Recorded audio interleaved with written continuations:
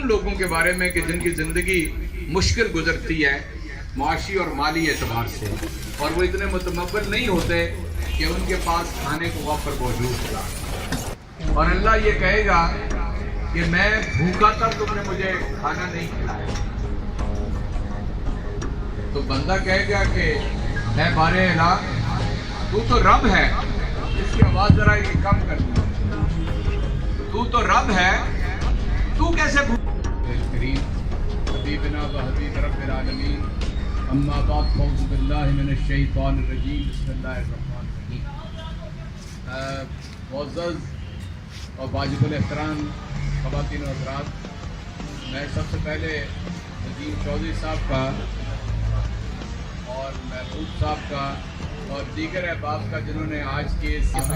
احباب کو روزے کے لیے اس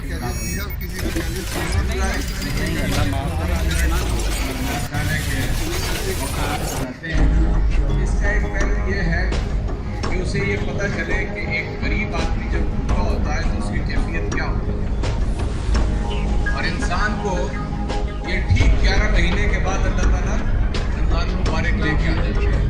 تاکہ اس کا پتہ چل جائے، بھول نہ جائے کہ پاس 2 وقت کا کھانا نہیں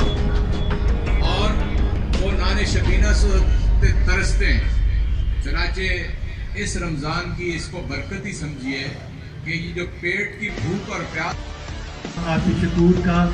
راجہ عابد صاحب کا، ملک اشتیاق کا، ملک شفیق صاحب کا، اور اس کے علاوہ حبیب صاحب کا، فیصل کھوکھر کا اور خان صاحب کا، اس کے علاوہ مہر باجد، یہ بٹ صاحب بیٹھے ہیں، نوال بٹ صاحب کا اور رانا صاحب کا، بہت زیادہ راجہ رضا صاحب، اور اس کے علاوہ جن جن لوگوں کا یہ عمر ہے، یہ مریض ہے ایڈوکیٹ،